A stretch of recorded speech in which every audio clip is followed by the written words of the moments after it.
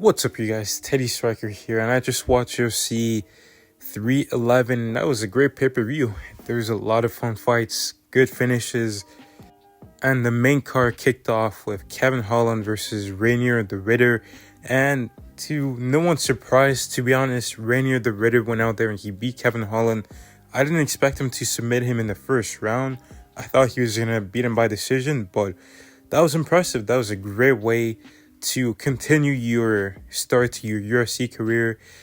And Kevin Holland, he's a guy that has expressed how he doesn't care about whether he wins or loses, and he has no desire to be a champion. And I find that mentality to be very odd because, you're in the UFC, so why not at least try to be the best? But Kevin Holland, it seems like he doesn't really even want to give it a try. And when you get put in tough situations, you're not going to have, that hunger and that, fight to get out of those bad situations. And you're going to end up getting submitted and finished early on. But maybe the Ritter can get one more fight outside the top 15 in the middleweight division, and then maybe we can get him in the rankings. But then we had Jailton Almeida versus Sergey Spivak. And Jailton Almeida, in the first part of the fight, he was struggling a bit with the grappling of Sergey Spivak, but he was eventually able to use his own grappling to survive,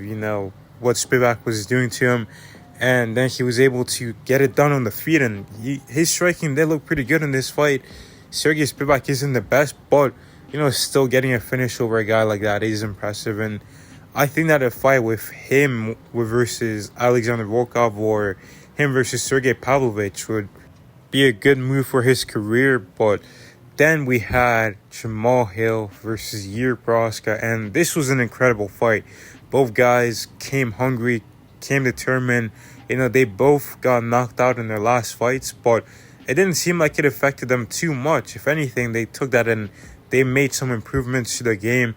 Jamal Hill, he got dropped early in the fight, and I thought Yair was going to be able to get him out of there, but Jamal showed that he has a lot of heart. He's got an insane chin to be taking shots like that from Yair Prochazka and still continuing to fight and recovering and then, winning round 2, arguably.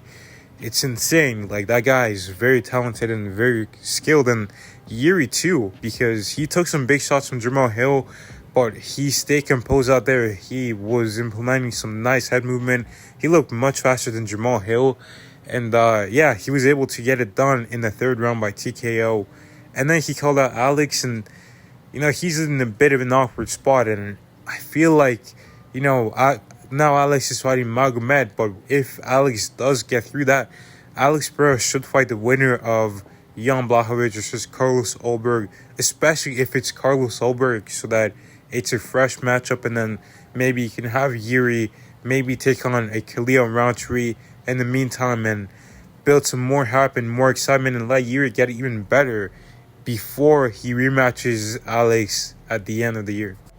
But it was an incredible performance and a great fight, honestly. And then we had the co-main event, Merab Dvalishvili versus Umar Nurmagomedov, and this was a really good fight.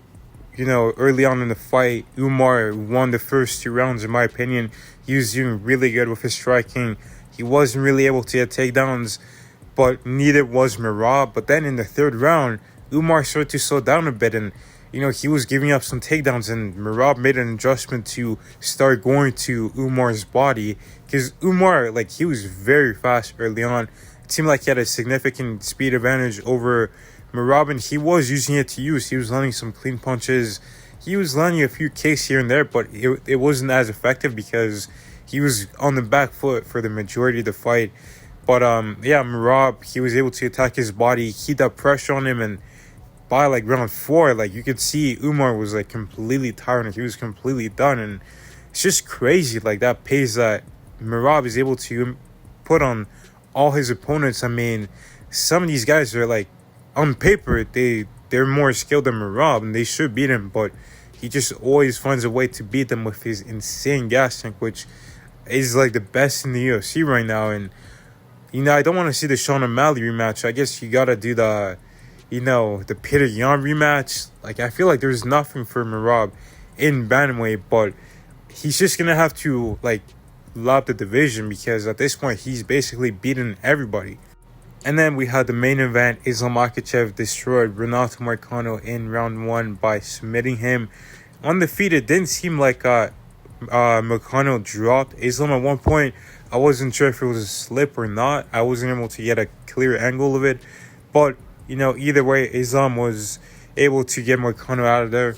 He did what he was supposed to do to the number 10 ranked guy, and I hope that we get to see Islam Makhachev fight at least 2 more times, or at least 1 more time this year. Maybe he can come back in June, and then in October, I think, you can do maybe Armin or Yukin in June, or the winner of Hooker versus Gaethje, and then Oliveira in October, but we'll see what happens.